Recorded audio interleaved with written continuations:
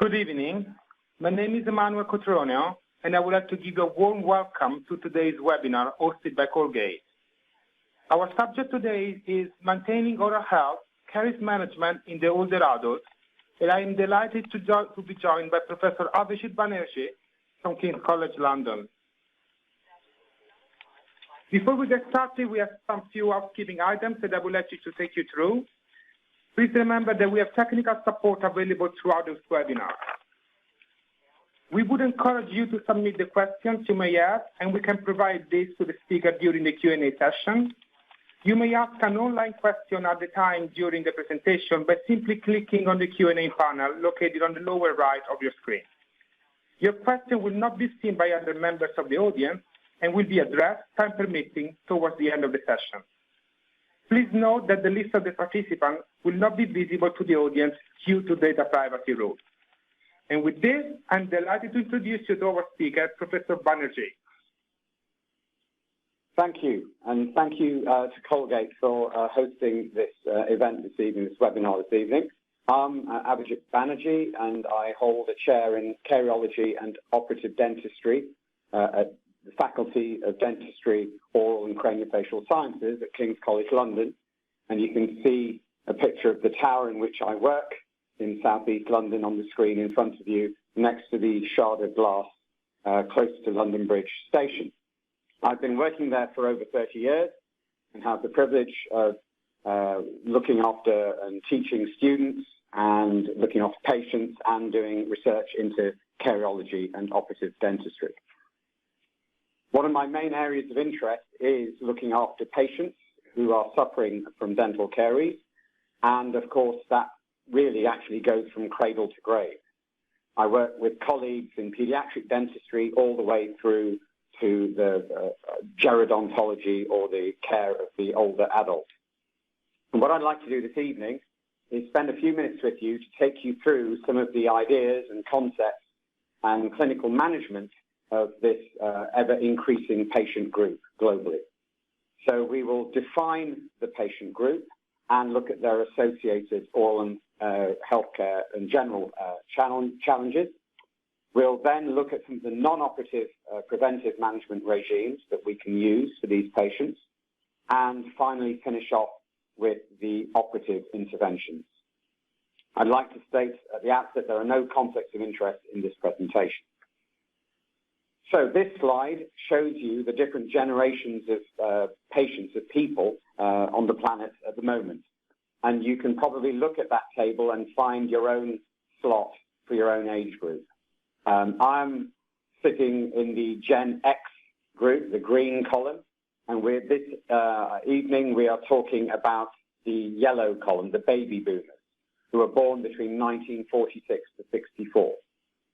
We can see the characteristics of that generation, and you can link it also, interestingly, to the professional people who will be treating that age group, which will often be Gen X, Gen Y, or millennials, or even Gen Z. And we can therefore see how behavior management in terms of relating to these patients becomes so important. In the United Kingdom, the Adult Dental Health Survey from about 10 years ago shows that that patient group that you can see in the two graphs with the red circles are actually retaining their dentition for longer, and they are keeping more sound teeth. So the days of thinking about the older adult and dentures is gradually reducing. If we look at caries prevalence, we can see for coronal and root caries, actually, for the age group we're talking about, the prevalence is actually steady or on the decline. And then as the patients get older, there is an increase again in prevalence of coronal and root caries. This slide shows projections of health in the population in the United Kingdom up for the next 10 years. And if you look at the graph on the bottom right, you can see that the age group we're talking about this evening in the year 2030 will actually be dentate with a significant proportion of teeth being healthy. This is extremely relevant because depending on when you trained at dental school and what you were taught, we have to adapt in the profession to manage the changing population and their changing needs. If we look at the epidemiology of coronal caries in older adults, we can see that there is a contribution, as I've just sort of shown you in some of those graphs. And what is also interesting is that we can see how the socio-economic factors and the medical factors also play a part in oral health and caries incidence. We can see the final bullet point, for example, that patients with dementia living in nursing homes that can have a significant impact on the caries increment. So these 2 points are really quite critical when we look at that multifactorial etiology of the disease in these patients.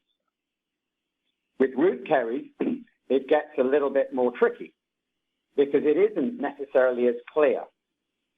If you look at studies going back quite a long time, you can see the prevalence ranges for root caries can vary quite dramatically. And it isn't totally clear how root caries and the elderly are linked. Logic would say that if patients are retaining teeth and there is more periodontal recession with more exposed root surfaces, then these sites are susceptible to getting root carious lesions.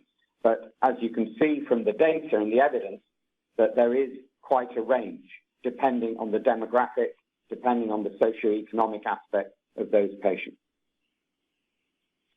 So if we look at the challenges that baby boomers face in terms of the systemic health factors, we can see that conditions such as dementia, depression, diabetes, stroke, arthritis, and polypharmacy, which I accept is not a condition, but has a significant impact on oral health and specifically caries incidence and prevalence. So these health factors need to be taken in consideration with the social factors in terms of dependence for caregivers, the fact that those patients may be in care homes and may be institutionalized and therefore require the appropriate care.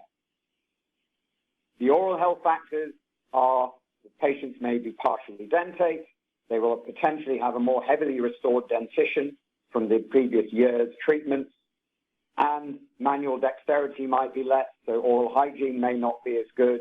And as we mentioned, we have gingival recession. And the polypharmacy can also lead to dry mouth and xerostomia. All of these factors having an impact on the oral challenges. So from the oral healthcare point of view, we need to look at the disease control aspect and lesion prevention. And we've got to try to limit or stop any oral health deterioration from occurring. And we've already mentioned xerostomia, caries, and the other points there you can see on the screen. Our patients will have had multiple restorations for many years, and some of these tooth restoration complexes will be failing, and we'll talk a little bit more about that towards the end of the presentation. Therefore, our dentistry that we need to provide may well be more reparative. The classic phrase, the heavy metal generation, especially in the United Kingdom from the 1970s and 80s, which may have had multiple amalgam restorations, those teeth will gradually start to fail, and we can use the 5 R's minimally invasive concept in terms of managing these, and I will touch upon this a little bit later on in the presentation. Our patients will also ask us about aesthetics and whitening. We need to consider implants and dentures with implant-supported overdentures. So these are factors that need to be taken into consideration when we care plan for these patients. But actually, most importantly, we need to think about the quality of life for patients and managing and meeting their expectations. These comments actually apply to every patient we treat, of course, but I think in the patient group we are talking about, managing and meeting expectations is a really critical feature of the way we actually look after the oral health for these ladies and gentlemen. And we can do this using MI dentistry, a term that's been around for many years, and I'd just like to spend a moment to define this terminology for you, because many different people use the term MI dentistry, and perhaps sometimes they use it a little bit erroneously. So there are two definitions of MI. We have minimum intervention oral health care. And as you can see on the screen, this is really the overall holistic approach to managing the patient. So we're making this patient focused, and the oral health care team delivers the different aspects of the care, looking at disease detection and diagnosis, prevention and control regime, as well as operative intervention. And we tie that together with the suitable recall consultation. And that whole package that carries on throughout life, we use to try to maintain lifelong oral health. The second definition perhaps is more popular and more well known, and that is minimally invasive dentistry. So this is the surgical component of what we do on a daily basis. Essentially, from caries management, it's selective caries removal, cutting smaller cavities and restoring these teeth and trying to preserve the biology and the tissues of the tooth structure for as long as possible.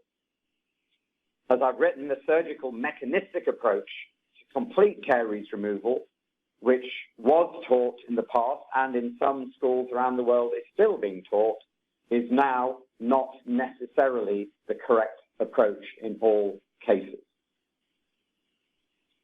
So this graphic you can see on the screen was a slide I created on Christmas Day about 5 years ago when I woke up, and after I put the turkey in the oven and was starting to burn it, I thought we'd get the computer out and start to work out a slide trying to explain MI dentistry, not only to the profession, but also to patients.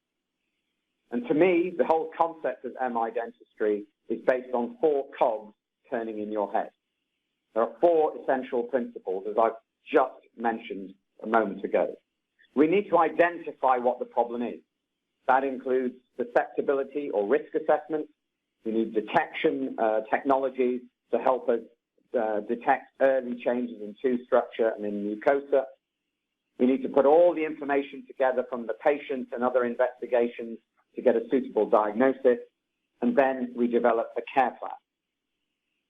Terminology is everything in the profession that we're in terms of the way we communicate with each other and the way we communicate to patients. And I'm a firm believer that the terminology of a treatment plan is rather outdated, and we should be calling that a care plan, a personalized care plan, as medics do around the world. And the whole oral healthcare team gets involved. So I've noted on that top cog DCP, or dental care professional. So those are hygienists, therapists, oral health educated nurses, can all input into this stage. Once we've identified the problem, we can then try to prevent and control it. So here, patient behavior management is critical. We need to look at non-operative methods of management and then also consider some minimally invasive operative methods. We need to, as I mentioned, use the DCP and the oral health educator also. Of course, patients of all ages will present with lesions in their mouths and with damage to teeth and the tooth restoration complex. So, of course, we still have to restore teeth, and we do that minimally invasively. And as I touched upon a few moments ago, overall, that recall strategy, the recall consultation, is absolutely vital so that we can maintain the work that we have done on the patient.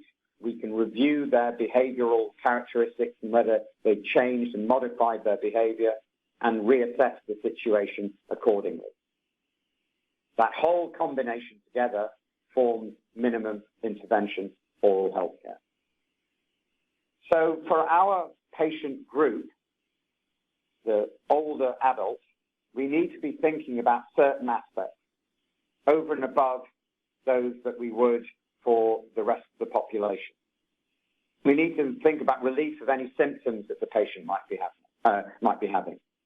We need to think about salivary stimulation or replacement therapy to keep the mouth moist.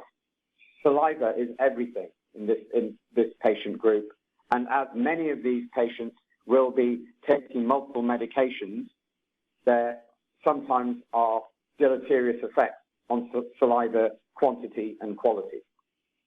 We may need to consider restoring function, that's speech and swallowing, as well as aesthetics, and preservation of anatomical form and structures. So the challenges we have are multiple. Care planning process actually becomes a little bit multidisciplinary. So as a professional, we have to use all the different people and get advice from them in terms of how we look after these patients. Patient motivation and their adherence to behavior change is critical. We need to think of long-term review and maintenance and look at primary, secondary, and tertiary prevention. And we can do these with minimally invasive techniques and materials. And we can see on the graphic on the right-hand side some of those factors that we can help our patients with in terms of the nutritional aspect, the motivational sort of input that the oral healthcare team can give, plaque control, as I mentioned, the saliva substitutes using fluoride and all these sorts of things. So if you look at prevention and control, the obvious thing that we're all doing, all of us do, is reinforce oral hygiene procedures for this patient group. It's actually incredibly critical that patients can disrupt the plaque biofilm regularly that collects on the surfaces of teeth. We understand in terms of biofilm biology that the plaque biofilm is important and is beneficial. But if the biofilm stagnates and we start to get dysbiosis, which is a change in the ecology of the biofilm, and with that change, then we get more acid production, which therefore becomes or changes the biofilm into a cariogenic biofilm.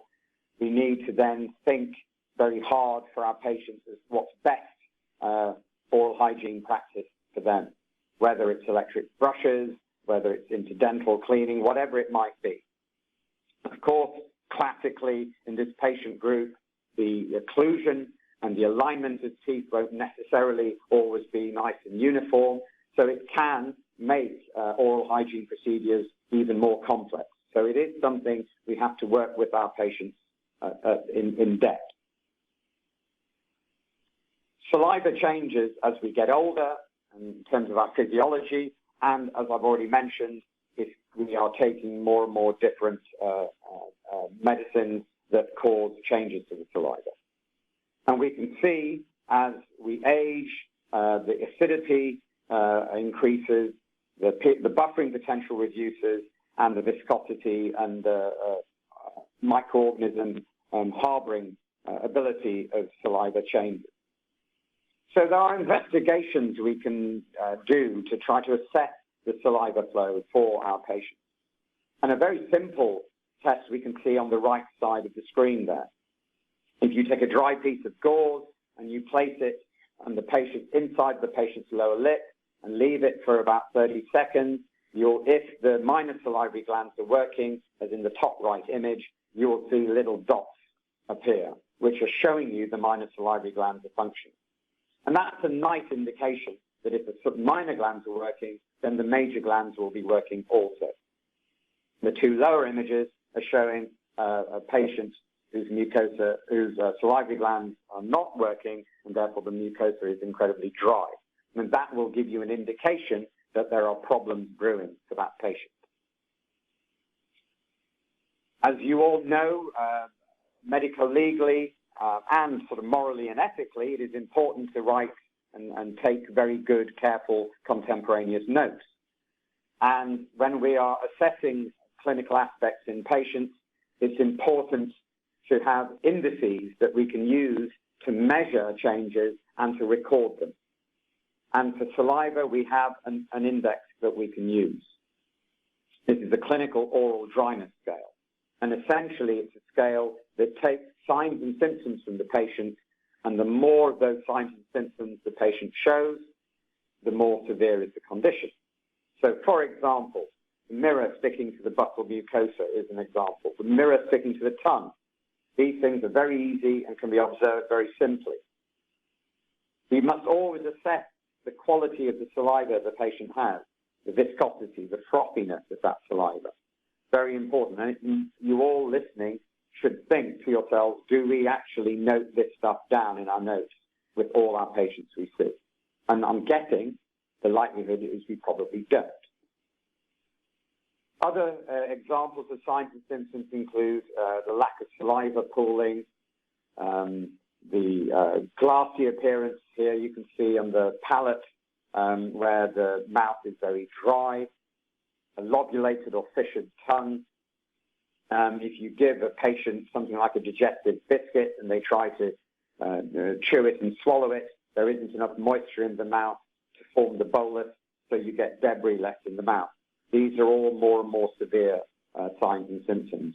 And of course, unfortunately, as I'm sure many of you are aware, the ultimate problem can be the cervical caries and the sort of rampant dry mouth caries that we can see in an image like this.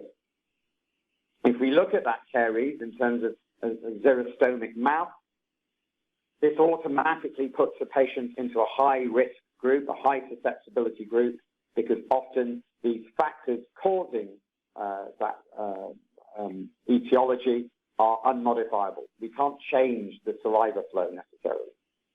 The development of the carious lesion is often rapid in these patients, but once the lesion has started, it sometimes can take a little while for the lesion then to progress through the tooth. So if you like, the anatomy of the lesions is different. So we can sometimes see them proximally in pits and fissures on occlusal surfaces. And early lesions, if they're caught, can be remineralized. But we can get odd areas being affected, lingual surfaces, as we'll see later, tuft tips of teeth. And often the lesions spread cervically and circumferentially around the teeth. And I will show you clinical cases of this shortly. And this then makes the operative management of these lesions really quite difficult. So the challenges of root caries lesions. As I mentioned, the lesions start cervically and spread sort of circumferentially around the tooth. So they can develop proximally first and subgingivally. It can be a challenge to visualize because teeth are often tilted and in odd positions because of drifting. And so they can be difficult to access. The root surface, generally speaking, the exposed dentine, I'm giving an answer to a question later on. I'm giving you the answer now, but the critical pH of dentine is 6.2. So you don't need as much acid to start causing the lesion to form. There is that spread circumferentially. And diagnostic systems for root caries, they're present and people can use them, but they're not perfect. And therefore, a lot of this still depends on your clinical judgment. And it's clear as the clinician gets a little bit older and wiser, we can start to see and predict things in patients' mouths. But that scientifically is not desperately sound. So here is an index that you can use, the clinical oral dryness scale. You can see a QR code on the screen there. By all means, take your phone and take your QR code scanner or a code scanner, barcode scanner, and this should take you to a website with a PDF that you can see there. This you can print off, you can laminate, you can stick on the wall in your surgery. You don't have to learn this. And it is those symptoms I just showed you. And essentially, if a patient has any 3 of those 10 symptoms, they're mild. If they have up to 6, then it's moderate. And anything further, you might well be thinking of referring the patient for the dry mouth problems that they're suffering. Salivary stimulation and replacement. We all know that caries is a multifactorial etiology, and saliva is really critical in all of this. And it has knock-on consequences to plaque biofilm, and to a whole sorts of other situations. So in terms of dry mouth management, we need to think about simple things as sipping water, which nowadays is very easy because I think every single human being on the planet carries a bottle of water with them, and so hopefully not plastic. But we have water with us, so we can sip water. We need to think about the dietary and nutritional advice we're giving patients. We may want to give fluoride supplementation and liaise with the medical practitioner regarding the medications they're on, but often they can't be changed. So we need to consider all these things. If a patient actually has functioning salivary gland tissue, then we want to try to stimulate the salivary glands. So things like sugar-free gums can be of benefit in this patient group. And salivary stimulating tablets and sugar-free sweets, all of these things, perhaps that have a slight sort of astringency, can help the salivary glands produce more saliva. But unfortunately, many of our patients will also lack functioning salivary gland tissue. So in that case, unfortunately, the only real methods we have are essentially topical adjuncts, sprays, gels, water sips, mouthwashes, and there are a whole range of companies producing these products. If we're thinking about oral fluoride therapies, and I'm not talking about toothpaste or dentifrices in this slide, we can see a range on this table. I'm not going through this particularly in detail because it does depend where you are, in which country you're in around the world, as to what's available to you. But there are a whole range of different fluoride types and concentrations that can be used in gels or varnishes or mouthwashes that can have potential benefits in terms of trying to remineralize early lesions or preventing tooth surface and root surface lesions. So we can also look at remineralizing agents and tie that in with minimally invasive operative procedures. Now, the slide that's appearing on your screen is the classic step-band curve, the work that was done by the scientists in the 1940s to look at the change of the pH in the plaque biofilm after ingesting a bolus of food. And we all know that once a patient or any of us ingests a bolus of food, the pH, the oral pH, the biofilm pH drops from around 7 and starts to fall. And it falls below the critical pH of enamel, which is 5.5. And at that point, the ionic dissociation occurs in the hydroxyapatite, and you start to get demineralization. Then, over a period of 20 to 30 minutes, we can start to get recovery of that graph back above level of 5.5, and we can start to get remineralization again. And we can see on this graph that we separated patients with active lesions, with inactive lesions, and sound tooth surfaces. But do note that the patient group we are talking about, with retained dentition, with receding gingival margin, will have exposed dentine in the mouth. And as I've already explained to you and mentioned, don't forget the critical pH of dentine is actually significantly higher than that of enamel at 6.2, remembering this is a log scale. And one of the biggest issues with understanding this physiology is that at dental school, we all learn these numbers as mantras. We know the critical pH of hydroxyapatite is 5.5. What we forget is that in different people, these figures can change. So one has to remember the environment that the teeth are in. So if a tooth is bathed in good quality saliva with high concentrations of calcium ions, phosphate ions, etc., then actually to cause demineralization in that environment, the amount of acid that will be required will be increased, i.e., the critical pHs drop. So the teeth become more resistant to acid change. However, as you've just seen, if the saliva isn't good quality, then the saliva doesn't contain those ions, And actually, you don't need as much acid to start demineralization. So as you can see, the end point here, the bars have moved. So the critical pHs actually become less acidic, which means the teeth are more vulnerable to demineralization and caries. So it is very critical on the saliva, and we sometimes forget this, and we don't explain it perhaps well enough to our patients. So you also have to be aware that in this age group, nearly 1 in 4 to 1 in 5 of your patients will have altered saliva. Not always just the quantity, but as I'm hinting at, we're talking about the quality of the saliva, the ionic content, the buffering capacity. All these things can change. This nice review paper that I put on the screen here that was published last year summarizes some of these changes that occur. And we know that if we want to get remineralization, the best source of mineral iron is the saliva. If, however, 20 to 25% of our patients have altered saliva, we will have to be in a position where we can add those ions, these extrinsic products.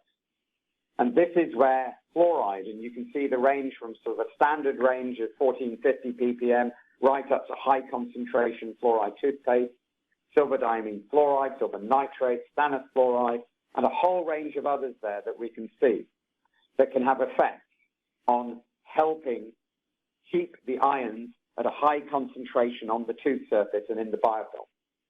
And by having that high concentration, you get nice diffusion gradients so that ions can then penetrate into the tooth structure and start to reprecipitate. We can have biofilm modifiers, things like arginine in certain toothpaste and xylitol in sugar-free gums, for example. And then other compounds, these extrinsic compounds, which are on the market, but perhaps are slightly more experimental and not so popular at the moment. But people are doing a huge amount of research on seeing how we can develop remineralizing agents in the future. As I mentioned a few slides ago, we want to tie this in with our minimally invasive operative procedures. So here we can see a patient. This is a slide or a case that's been kindly lent to me by Lewis Mackenzie, a good colleague and friend of mine. And this patient has had these buccal cervical lesions in the lower right canine and lower right first premolar for many, many years. The lesions are hidden by the lip. There's no aesthetic concerns. There's no symptoms. So the patient's been happy. So these have been regularly monitored. However, the lesion on the canine, on the right-hand side lesion, as you look at it, can potentially start to deteriorate. And here at 11 years, we can see changes between the two lesions. The lesion on the canine, i.e. the lesion on the right as you are looking at it, is starting to look active. It has that rough, matte surface, which is classic of an active lesion, whereas the adjacent lesion is still hard and shiny and arrested. Now, if I could see your faces, I could ask you and say, what would you do in a case like this? And I often, when I lecture, I show these slides and I ask the audience. And many, many dentists will say, oh, well, I can drill that caries out and place the filling. But before doing that, one needs to think, why has that lesion activated? Yet the lesion next door to it has not. And that's the critical point.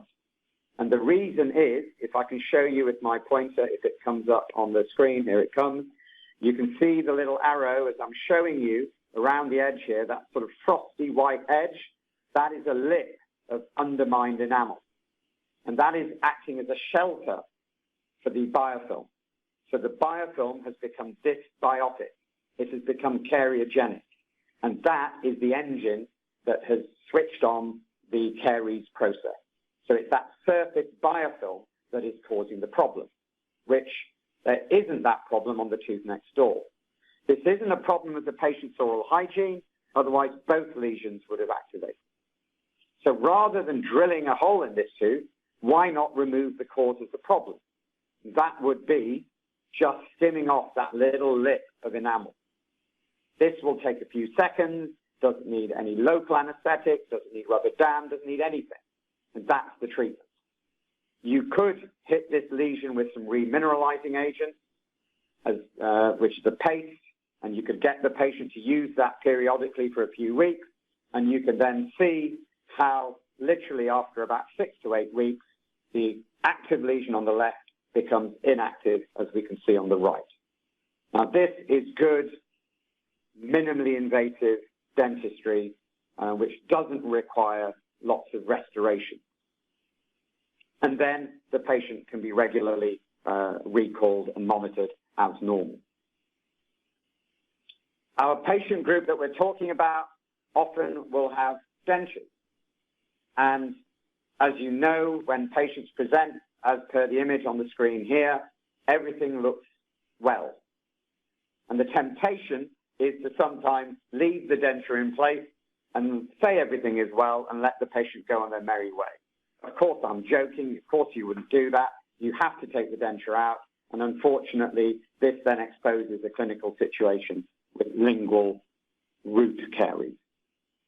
Again, if I could see your faces, I would ask you, how easy do you think it is to operatively match? And I would argue to you, this is some of the hardest operative dentistry you could do. That caries is lingual, it's subgingival, and medially and distally, circumferentially around that tooth. It would be nearly impossible to excavate the caries properly and then place adequate adhesive restorations with good margin. So, is there another option? One has to think of the cause of the problem. And the cause of the problem is biofilm stagnation and biofilm dysbiosis. It's a difficult place for the patients themselves to clean. So time and effort needs to be put in to educate and help the patients with the right instruments to get into those areas to clean them. We can then assist that process by essentially saucerizing those cavities, taking away the undercut, making them more cleansable for the patient. And with this patient in particular, because they're wearing an acrylic denture with the major connector that's covering these areas, during the day, you could ask the patient to place some remineralizing agent on the inside of that connector and actually having it seated over those teeth, whichever remineralizing agent you wish to use, from high fluoride toothpaste right through to all those other products I showed on the previous slide. Active situation, very quickly in several weeks to a nice inactive, arrested situation. Minimally invasive dentistry. So we're coming towards the end of the presentation and we've got adhesive restoration. And we need to think about what we're talking about when we're looking at the modern concepts of caries management. Many of us on this webinar this evening will have been taught to cut holes in teeth. Class 1, 2, 3, 4, and 5. If I mention those things to you, you'll have dreams about those cavities this evening.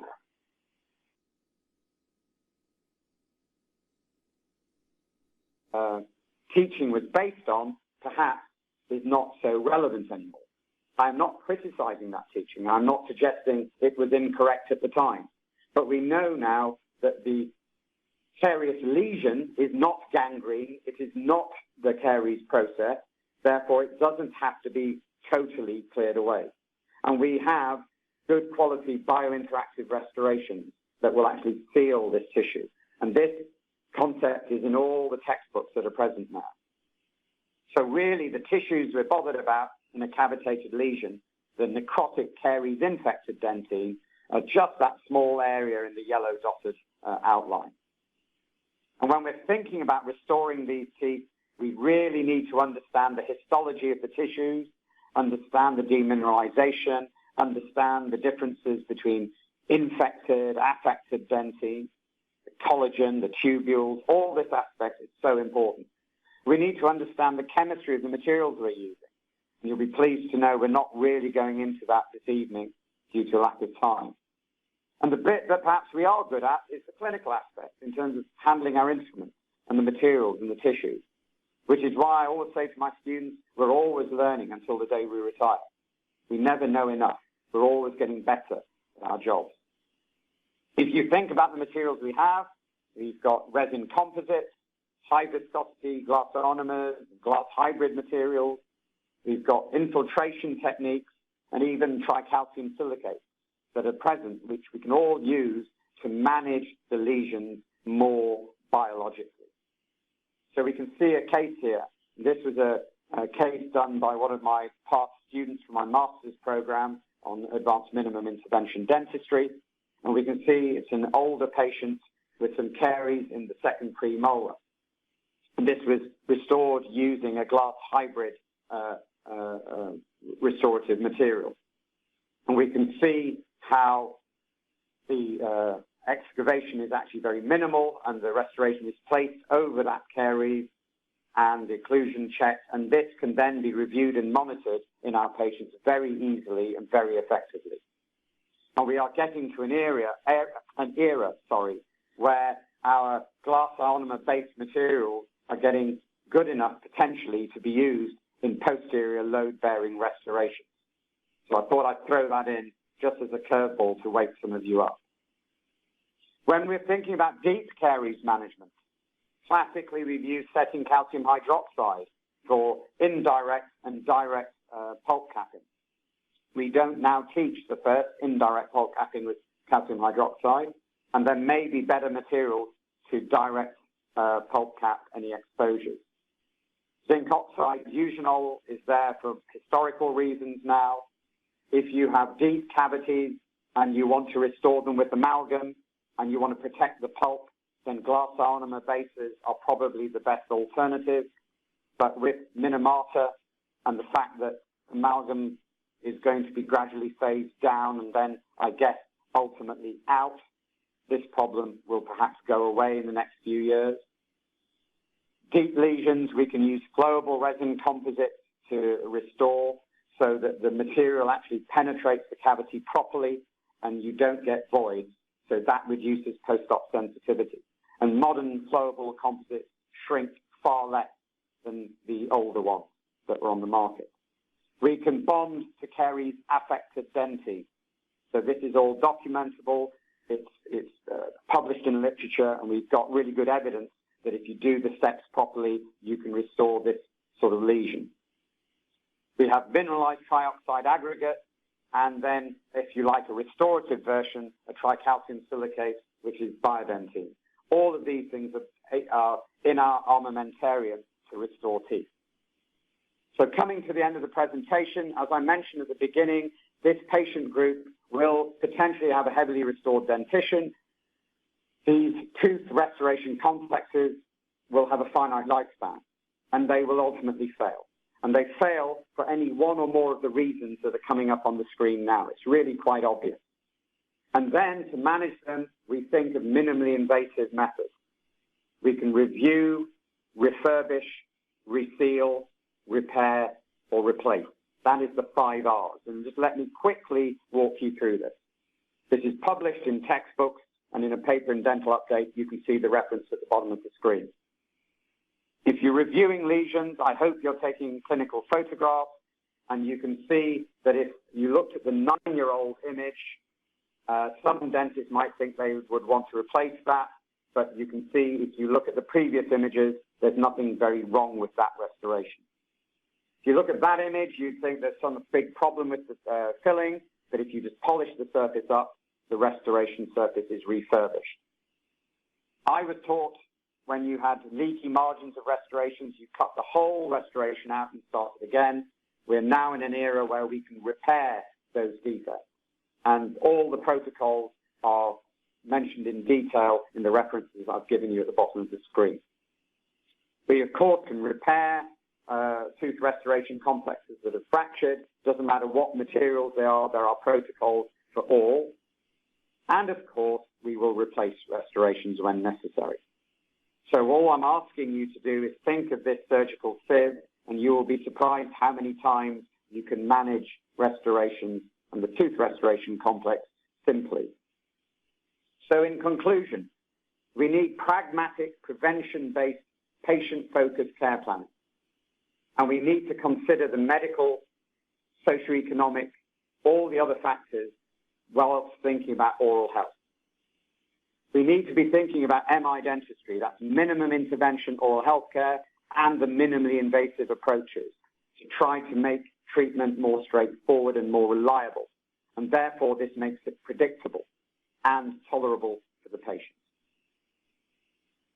This reference I'm putting on the screen is a very useful reference for the British Dental Journal from August 2017. The whole journal is based on minimum intervention, and there are articles looking at managing the older adult, as well as a whole range of other aspects of MI. So I would encourage you to look at this journal as a backup for references. And indeed, I am in the process of guest editing the second MI-themed issue for the BDJ, which should be coming out end of next year. So do keep an eye out for that.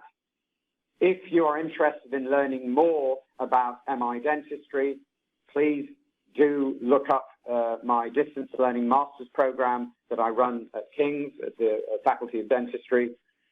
And we cover a whole range of modules and topics for the medical legal side, business management, and of course, all the operative management of caries and other conditions. So please do look that up, and there are some texts there to help you. So with that, I would like to thank you so much for taking your time this evening to log in to listen to this webinar, and thank Colgate once again for inviting me to give it, and I'll be very happy to answer some questions. Thank you. Thank you for your fascinating presentation. We'll now open this webinar for question and answer from the audience. I think we have a couple of questions. So what is the role of patient behavior change in minimally intervention dentistry? Okay, wow, that's a how long have we got to answer that one? I think it's actually a very pertinent question, because I would argue it's the backbone. To make minimum intervention oral health care work, it is imperative that patient understands their role and responsibility in looking after their own oral health. We are all aware that dental caries is a behavioral, lifestyle-related condition with many, many, many factors that affect it, some of which the oral health care team can help influence, but actually the vast majority is down to the patient. So the way we put that information across to patients is really critical.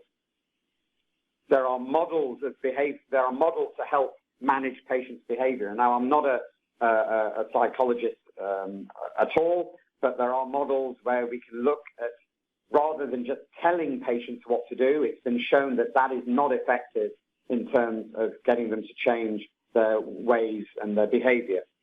What one has to do is ensure patients understand that they are capable of the change.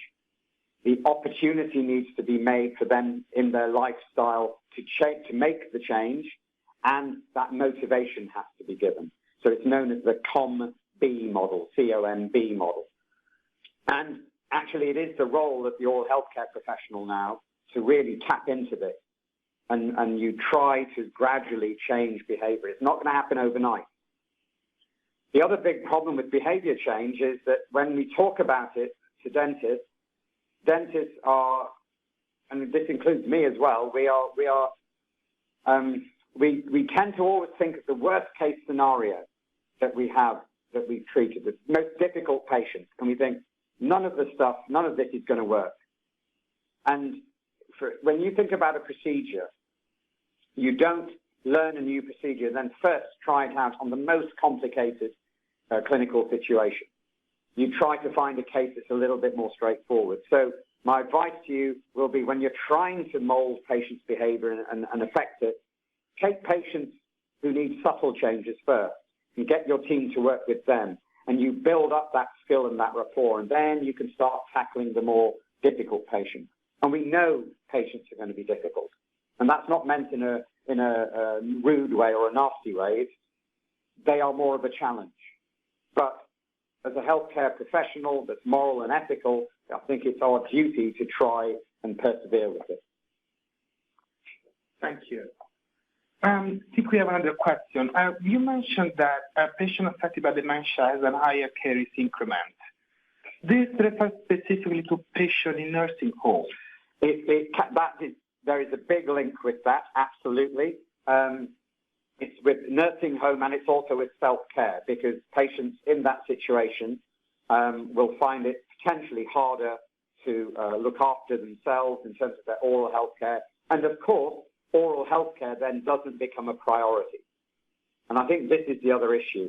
It's getting this patient group to somehow be able to prioritize oral health care in all the other situations that they're suffering from. And if somebody is institutionalized or is in a care home, for example, or somebody looking after them, even if they're in their own home, and they have carers coming in, it is important that carers understand the importance of oral health and how they can influence. And again, I am not for a second criticizing current systems, or we're not getting political. It's just that we know that it's this area that sometimes is a little bit neglected, and then it has the negative consequences. I think we have another question.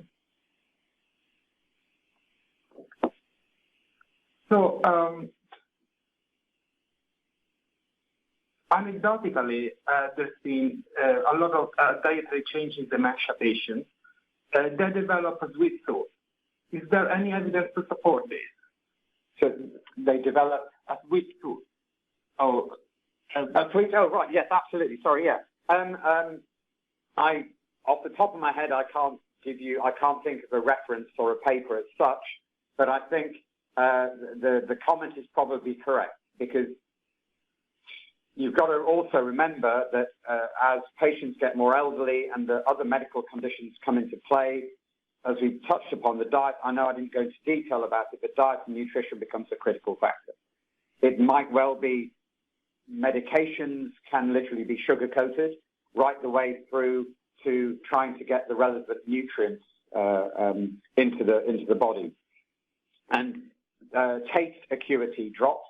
So sometimes having more sugary taste or even more sort of, as I said, astringent, acidic sort of taste in the mouth can also help help the patient's quality of life.